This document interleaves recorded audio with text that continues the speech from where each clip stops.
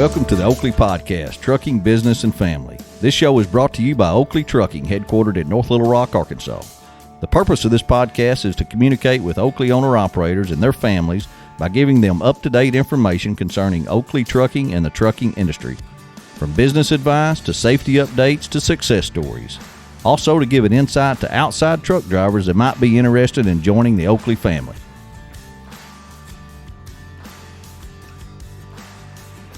Hi, I'm Jeremy Kellett, Director of Recruiting here at Oakley Trucking, and I'm your host for this podcast. This is episode 7. Today's podcast, we're going to talk to Nick Dulaney and Colby Foster, both from the operations side of Oakley Trucking, and get an insight on freight, customer expectations, what Oakley expects from its owner-operators, just to kind of get an overview of what's going on and how things are affected right now. Trying to do this where it's up to date pretty quick, to give you guys an idea of what's going on here on Oakley Trucking. Now, I always say this every week, but the purpose of this podcast is for our owner-operators. It's just another tool to where we can communicate with you and get more information to you about Oakley Trucking. So please share it with everybody. Tell all your other owner-operators how to listen to it. I get some of that. I don't know how to listen to it, but they're figuring it out. We send out an email every Wednesday. We have a new episode come out every Wednesday, and I appreciate the feedback. Been getting a lot of good feedback from our owner-operators and everybody that it's real good and they're enjoying it. So, and if you got suggestions, topics, things you want us to discuss, anybody you want me to get in here and visit with a little bit, let me know that too. So, all right, let's get on with today's podcast. And I've got Nick Dulaney and Colby Foster in here. Nick's been with us 15 years plus. He's in operations, been dealing with end dumps most of his career. Got a little taste of everything, and he really knows the direction of the end dumps and where they're going, and Oakley altogether too. But got him joining us. Hey, Nick, how you doing, buddy? Hey, doing good. And also got Colby Foster. He's close to a 25-year veteran of Oakley Trucking, and he's been here a long time. Me and him have been friends for our whole life, and known each other for a long time, and got him here. He's been in the end dumps, the hoppers, and the pneumatic tank, so he's got a good feel for all the divisions, which is a big help when you're doing what he's doing. But these guys do a good job, and I want to get their insight because they are the brains behind all these loads, freight, customers, everything that you guys are wondering about. What's going on, Foster? You doing all right? Doing good. Glad to be here. Appreciate the invitation. You bet, man. Glad you guys sit down and visit with us a little bit. Our owner-operators always asking questions about what's going on at Oakley Trucking. Well, and they're always wondering and always got rumors everywhere, that's making up stuff of what's going on at Oakley. And I think it's just real good that we started this podcast and get guys like you in here that can give us a lowdown on what's going on with some of this freight. And I know this this episode might be a little negative because I know things are not real good, but hey, this is the best time to do that, to discuss what's going on. So I guess first out of the gate, how is this virus, this COVID-19, I mean, what's it doing to Oakley Trucking? What's it doing to the freight? What do you guys either one of you can start first, but what do you guys think's going on in your world with this? Well, I don't believe there's any secret that, it has slowed down tremendously, on what we do over on the pneumatic side. A lot of the customers that we do work for, a lot of refineries, and things like that, you can look outside and see there's no traffic. So there's no need for fuel, for gas. So, they just slow down. And the ones that are working have cut back tremendously. What are the customers, what are they telling you that, they're more concerned? I know we've had some close. Have you had any close, Colby, on the pneumatic side? Not necessarily close, no. But like I said, they have throttled way back. So it's, they're not really telling us a whole lot. They're still in a holding pattern. I tend to think that, we're quoting a lot of stuff we quoted a lot of stuff for May, and we've quoted a lot of stuff for June. A lot of stuff, there is a little positive to it. I think, there's opportunity, things will pick up a little bit, but I still see that this lasting for the rest of this month and probably on into June. Right. People from what we do, people have got to get out and go about their lives. They've got to travel. They got to spend money on gas. And that's the thing, man. When everybody's shut down and at home, there's no money going into the economy. Nobody's going to work. Right. And I mean, working from home is not, I don't know, not that productive to me. That doesn't generate the economy like we've known it. Not ideal. Not ideal, yeah. And I think it's kind of had people back on their heels a little bit. There's not a lot of people making sales, just in general in the economy, and just not a lot of activity going on with everybody working from home. On a positive side of it, we are seeing some more places opening up this week, more planning on opening up next week. And it's going to kind of be a staggered opening of different plants across the country from what we're seeing on the dump side of things. Well, that's what I was hoping is, as these states are starting to reopen, when you got people going back to work, so that should, you would think, generate freight and things for us to do, I would hope. Definitely. I mean, it's going to be a gradual process, and it really has affected a lot of different things that I didn't think about. We do a lot of jobs like demo jobs or what have you. Well, those guys are from out of state. Well, they haven't been able to go to work because you can't go to work in another state right now. So if you live in Arkansas, you can't go work a demo job in Texas, to scrap out an old factory or what have you. So, we've ran into that on a few jobs, and it just kind of opened my eyes to how it really affects different aspects of our business out there. Well, with it being slow like it is, how are you guys finding loads for our owner operators to do? Because, I'm still, we still look at settlements. They're still making money. You guys are moving them. I'm maybe not like we were for sure, but y'all feel like you're moving them pretty good, and how are you doing it? Doing the best we can. Lots and lots and lots of phone calls. Just guys are out there beating up the phones all day, every day, just, trying to do everything we can to put as much freight in front of the guys. Yeah. Yeah. So. I think one thing that we've done, we've had pretty much cut our margins on some lanes. Your competition's out there also doing the same thing, trying to keep their guys busy. We're trying to keep our guys busy. So, cutting your margins, taking the load that you a lot of times wouldn't take. I think on the pneumatic side, where we're seeing the slowdown is toward the end of the week and on the weekend. Normally we're blowing and going on the weekend, but now it seems like the people that are working, they've cut their hours. The people that we work for, they've cut their hours. If they run all night, well, now they may be running 12-hour shifts, and they may be running only 5 days instead of 7 days. So that's having a big effect on us. Right. So especially toward the end of the week, we'll take the hit to keep a guy going. So in your world, you're booking a lot of freight that you normally wouldn't book. Yes. Because of what it pays. Because of what it pays. To keep guys busy. Right. But now, there's nothing wrong with that. Our owner operators do a great job, and hopefully this is only a temporary blip. And yeah, short-lived, I hope. Short-lived, and we'll need them, and we want them. Yeah.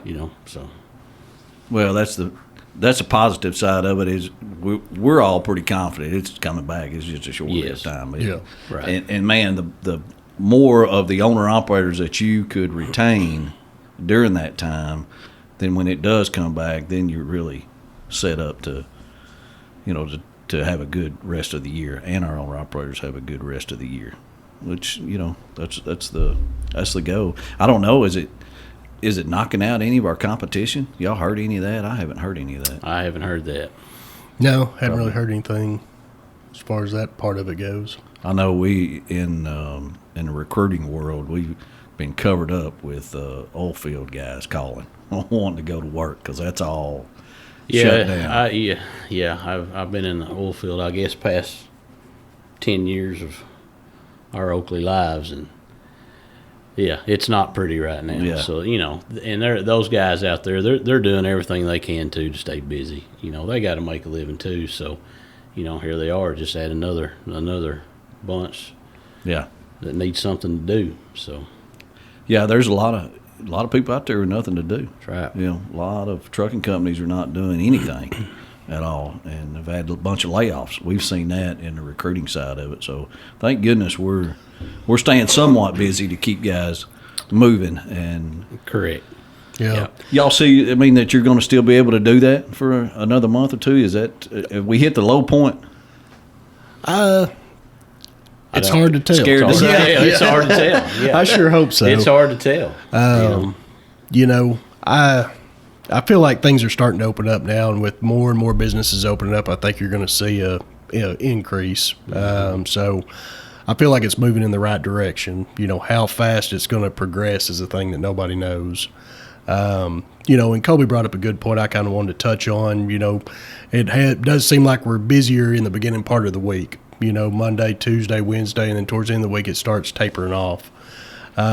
So I think it's something everybody kind of needs to know when you're planning your home time or what have you. Right now, it's real important to get out there. Let's get out, hit the road on Monday because we better get it while the getting's good. And if there's opportunity, you know, dispatchers may, you know, tell you about a load that they have or an opportunity that they have that might have you working on the weekend when you normally go home or something like that. You know, I think right now it's time to really consider that stuff and take advantage of it, you know, when the opportunity's there, because you don't know if it's going to be there tomorrow, you know, so. Be careful how you plan your home time and when you come out. Take it in consideration when the freight's rolling. Definitely. You want to communicate with your dispatcher, especially, you know, about your home time, doing it at, you know, taking it when you have the opportunity, but taking the opportunity to work. But now towards the latter part of the week, Wednesday going into Thursday, you really want to communicate with your dispatcher, get on the same page, take a little extra time, you know, talk to him on the phone and figure out where you're at for the week, how many miles that you have, how much money have you made, you know, depending on the type of work that you do, and get a plan going into the weekend that'll carry you through the weekend. You may stop on Saturday night and go ahead and get a restart, and it may not be at home, but at least you know going into the weekend, hey, you know, I've got a decent week made. Do you guys? I know the answer to this question, but I'm going to ask you anyway. Do you guys or the dispatchers? I mean, y'all look at an owner operator towards the end of the week and what he's done, and try to know if he's had a bad week, know if he's been in a bad situation, and then try to correct that? Oh yeah, as a dispatcher, as a dispatcher, you do as a manager.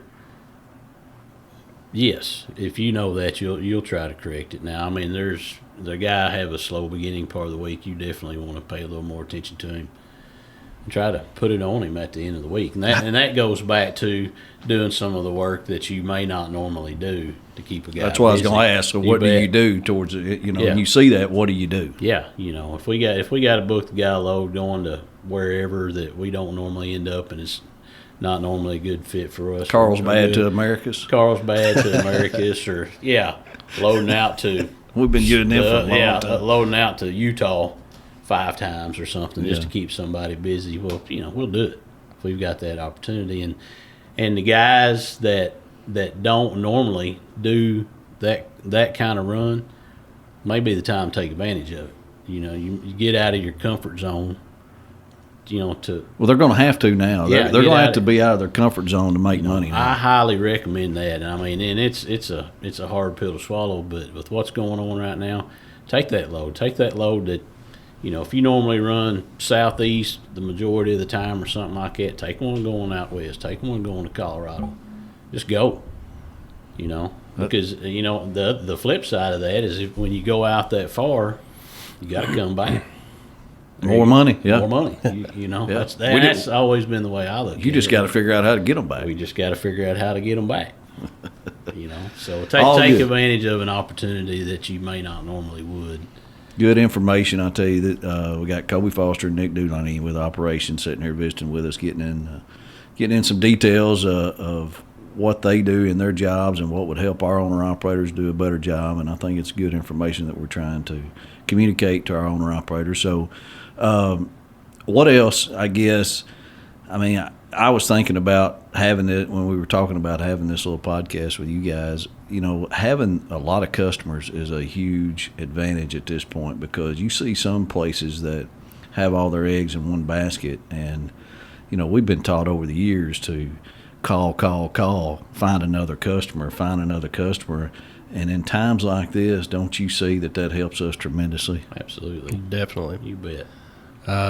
You know, I think plays a big part in why we've gotten through it as smoothly as we have so far. You know, because it's really, I guess, allowed us to go out there, canvass the market, see where the work is, and, you know, really focus on that. So pretty thankful that we've got the customer base that we do. You know, I went in there, I think we're sitting a little over 3,500 customers in the computer right now. So Wow. That's a lot of work. It's a lot of people to call. Yeah, definitely. It's a lot of people to call, but, you know, another way you can look at that too is now you get an opportunity to develop a relationship with a customer that you may not would have.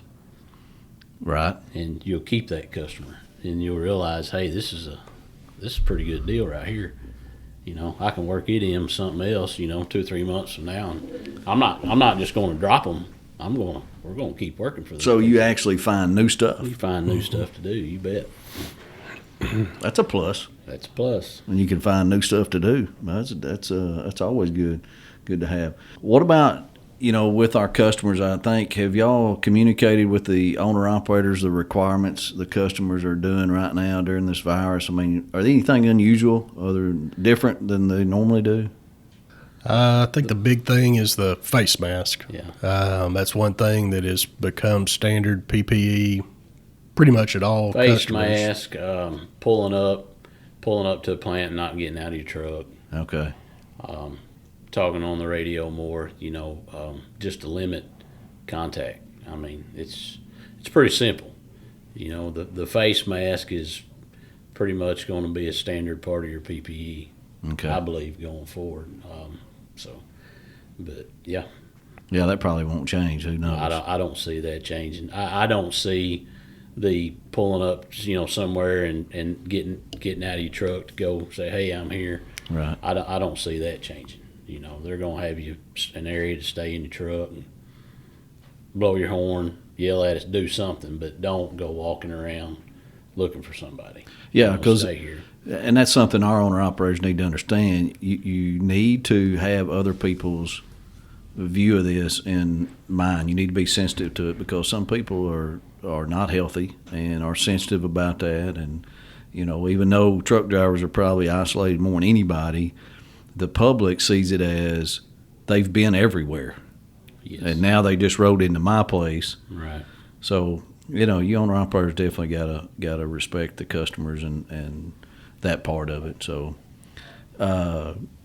speaking of our customers, have we had any? I know you guys get it all the time, but we don't share it with our owner operators on customer service experiences or feedback from customers on what we do right. I mean, I hear stuff a lot of that you know, we had one just the other day. I wished I'd have printed it off and read it in here, but it was about working with some of our owner operators, 10 of them on some job, Right. and how they were complimenting us on how good they were and professional they were. Y'all got any experiences on that, or what's y'all's feedback? I mean, what do you get back from customers on our owner operators? My input on that is we get numerous. You know, there are many things that a customer will come back to us and say, hey, this guy did this right. You know, we appreciate him taking his time out to help us do this. You know, we didn't understand what he was doing. He did, you know, the driver may not have understood what we wanted him to do, but he stood there long enough and was patient and, you know, and listened to us. You know, there's numerous compliments that we get from our owner operators. Yeah, I mean, I think probably you hear them compliment on how professional our owner operators are. That's one thing. Seems like that I get more than anything is just how professional they are, just a step above what they're used to, you know. So that speaks a lot of the guys that we've got out there. Clean equipment too. Yeah. Clean cut, clean equipment. Clean equipment. That goes a long ways, doesn't it? No oil leaks. There's a lot of things, that we get compliments on, but, Attitude, language. Absolutely. That goes a long ways, I know. Goes a long way. We just got a bunch of good owner operators that I think take care of business and do things right, and they take pride in doing it. They take pride, and I think that's when we hear something negative. That's why it really stands out. We'll get a call every now and then. I think that the biggest issue here lately has been the PPE. The guy does get out of his truck. Maybe he doesn't have on hard hat, safety glasses, steel-toed boots, hearing protection, now the face mask. Everybody's got to understand that it doesn't matter which plant you go to. That you got to do that. And now, and with the face mask, you're not going to get by without it. They're not going to deal with you, and it's nothing personal, but it's to those people. They don't want to get sick. Yeah, part of it now. It don't mean you're sick, but they don't want to take a chance. But the PPE now, a lot of our guys and gals, they do need to really understand that it's important. Hard hat, safety glasses, steel-toed boots, hearing protection, high-vis vest. Standard stuff you get by at 99% of the places that we load and unload. Yeah, that's the first thing customers looking for when first thing they're looking for. You bet. And and so it's important, and it's important. It's for your own benefit. Yeah, about the same on the dump side, Nick. Yeah. I think PPE's standard everywhere now. It's one thing we get first thing that we get back from the customer if something's wrong. It's usually something like that. Yeah, you bet. But what about I had an owner operator ask us to ask you guys about detention pay and how that worked. I know that's we tell everybody in orientation, and I know you guys tell them when you get started, but there's always some confusion on things like that goes on. But not to stretch it out too far, but what's your basics that you want our owner operators to understand on detention pay? And we'll start with you, Nick. Okay. I think the first thing is if you are sitting and it's a situation where you think detention may be involved, the first thing you've got to do is call your dispatcher. If we don't know that you're sitting, if we don't know about it, we can't do anything about it. And that's the first thing. If you're in a situation where you're being delayed, loading or unloading, first thing you need to do is call your dispatcher. At that point, we can make the customer aware of it, and then come up with a plan, give them an opportunity to either get you loaded or get you unloaded. Then at that point, it's kind of case-by-case situation. Some customers, we already have detention set up. Some of them, you have to negotiate it on the spot. It's just kind of a case-by-case deal after that. But the big thing, and the thing that I think we miss a lot of times, is that communication when it's happening at that time. If you're sitting somewhere and you fill out a detention sheet and send it in and never let us know, and we don't have the opportunity to contact the customer, well, that's not something that we're going to be able to bill for. It all starts with that communication to dispatch so that we can reach out to the customer and, give them the opportunity to, address the situation at that point. So, well, you can't do it 2 weeks later. No, it has to happen right then when the detention that's happening is happening. It's got to happen right then. One thing that everybody, all the owner operators need to understand is that the detention is not automatic. Okay, that's where like Nick said, you have to communicate it right away to your dispatcher. Right away, and the process is, you communicate to the dispatcher communicates that to the customer and gives the customer the opportunity to get you loaded or unloaded in a timely manner. And the breakdown happens when that communication doesn't happen. So it's like you said, a guy will send in a detention form and nobody knows anything about it. Is that what happens a lot of times? That's what happens a lot of times. And So at that time, so our hands are kind of tied as far as explaining it to the customer. well, because now I guess a dispatcher has this detention form, and this is the first he's heard about it. Supposedly, maybe, Right. maybe the driver told him, and he made a mistake and forgot. I'm sure that happens some too. But now he's got to research this detention form, and then you got to call the customer back and try to. Here we go. Here we go. You got to try to Yeah. bill them for this. Yeah, and then sometimes whenever you're going back and doing that, their response is, if you had just called me, I would have unloaded you in a different spot, or Yeah, I'd have walked out there and done it myself. yeah. So Moral to the story is it's got to be taken care of the As day it's happening. Yeah, Yes. and then the other side of it is when the owner operator does send in the detention form, it has to be filled out right. Okay. What do you mean by right? I mean, your times have to be right. The time I arrived, the time I got unloaded, and there has to be an explanation on there. Okay, I don't want the owner operators to assume that he's going to send it in and we're going to finish filling it out for him, because we're not. You send that to the customer yes, Yeah, we That- send with that to with the an customer. invoice. Yeah, that's With- backup documentation. So whenever a detention bill goes out, that customer gets a bill for how many hours, and then on the back of it, it's going to have that detention sheet that driver filled out.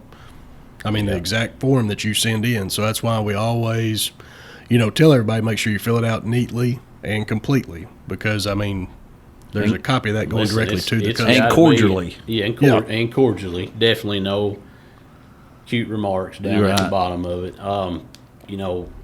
A good way to look at it is it's got to be right. You're sending an invoice to somebody, okay, and a lot of times the folks that are approving these invoices are looking at your detention sheets. They may not know what you do. They may not know even where it comes from. They just know it's Oakley Trucking. I've got an invoice here in front of me. They're wanting me to pay $750 for, but I don't know what for. They just said, here's your bill. Now that's, if your times are not right, your days are not right, or it has no explanation, or any of it is not right, it's like you getting your light bill. It's double. But are you going to pay it? Probably not. No, we're going to investigate. We're going to investigate. And this investigation may turn into 2 more months. Yeah. Okay, so it's Well, and I think what the owner operators need to understand too, and I think they do, is that Oakley wants paid for sitting there too. absolutely. Definitely. They're hooked to our trailer, and we need it loaded and going down the road just as bad as he needs to pull it going down the road. So it's helping us too. And there's a lot of instances on both sides. There's a lot of instances where we pay owner operators and we don't bill. Correct? Yes, Yes. and that goes back to this detention thing. Like when I say it's not automatic, there are a lot of our customers, we understand we're going to pay. Now, there's some, especially like in scenarios of what we're doing now, we're booking you a load, and you get out there and you sit 4 or 5 hours, and we go back to them and say, hey, will you pay us $50 an hour, $75 an hour? They're going to say, That "Hey, ain't happening." I'll just give it to somebody else. Yeah, we're glad to get that load right that's now. not happening. So, Good point. Yeah. if you, we're not scared to take care of you, but now at the same time, you might want to, let's think about this Supply and together here. demand. You bet. Let's think about this right now, because we believe things will turn around here in a while, but right now, let's make it. If we got the opportunity to make some money, let's make some money. Yeah, good point there. I agree with that. Yeah. Anything else, Dulaney? We stretched that out pretty good there. That's good info, though. Yeah. I feel like that's what owner operators need to know. I mean, we need to. Yeah. They need to hear both sides of that. So, because I know they on their side too, they give a lot. They sit at places. Yes, they do. And don't get paid. Absolutely. A lot, and that's going to happen both ways. So it's part of it. We've about covered quite a bit of stuff. One other thing, I guess, communication is key. We've talked a little bit about that. We touched on retention, I think, is going very, very good for the times that we're in right now. So I feel good about that. Details, we talked about covering details, and details matter in every aspect of the job, including ours and here in the office too. But on a good note, what do you guys, I mean, y'all been doing this a long time. You've seen bad times, and we've come out of bad times and had some really good times. What's your feel for the rest of the year? Don't both of you jump in there all at once. What's your gut feeling? I mean, I know we don't know. Yeah, I mean, my gut feeling, I think we're going to have a gradual increase over the next couple months. This month's going to be a little better than last month. I feel like it's already starting to take off that direction. Next month's going to be a little better, and then I think July, I'm really interested in July and August. What's going to happen then. And one thing that anytime we've been through times like this, just being in dry bulk, we're usually the last people to fall off, as far as freight stopping, and then we're usually the first coming back because we're hauling a lot of raw materials. So, I think, and in this situation, I think a lot of other companies, and as far as freight, things were slowing down before we started feeling it. And then, of course, it hit us again. And then I think coming out of it, I think we're going to pick up faster than other places are. Big question is, how fast is all that going to happen? So, well, that's a positive outlook though, and you just don't know till time will tell. I sure feel good about it. What do you think, Foster? Yeah, I feel good about it. Like I say, I've been here a long time, and I've seen this. So I've seen the ups and downs, and this is probably one of the strangest things that we've been through. By far. It's who would have thought a virus, but yeah, I see it coming around. I agree with Nick. I think we'll be one of the first ones to get busy again. I just think it will. Who knows how much? But who knows how much? But I think definitely it'll get busier. Now, will it just be going? Well, it was 90 mile an hour. Now I don't know, but now at some point, yes. At some point, it's going to. At some point, it's going to. I do believe that, and our owner operators. I know right now they're probably getting a little break from all the 4-wheelers out there on the road, but pay attention, and that's coming back. It's coming back, and that's a good thing. That's a good sign. That's a good sign. So, well, all right, guys. I appreciate y'all's input on everything. Good information, man. Good information. Stuff that we want to share with our owner operators out there. We appreciate everybody listening to us, and share this podcast with as many people as you can, and encourage, if you run into another one of our owner operators, encourage them to listen to it. We put it out. It comes out every Wednesday morning, and we'll have a new one for you next week. Not sure exactly what it's going to be yet, but we're working on it, man. Nick, Colby, appreciate y'all hanging with me for a little bit. Yeah, thanks for having me on. Thank you. All right, we'll see you next time. Thanks for listening to this episode of the Oakley Podcast, Trucking, Business, and Family. If you enjoyed this episode, be sure to rate or review the show in the podcast platform of your choice and share it with a friend. We love hearing from our audience, so if you've got a question, comment, or just want to say hello, head over to our website, theoakleypodcast.com, and click the Leave a Comment button. We'll get you a response soon and may even share some of the best ones here on the show. We'll be back with a fresh episode very soon. Thanks for listening.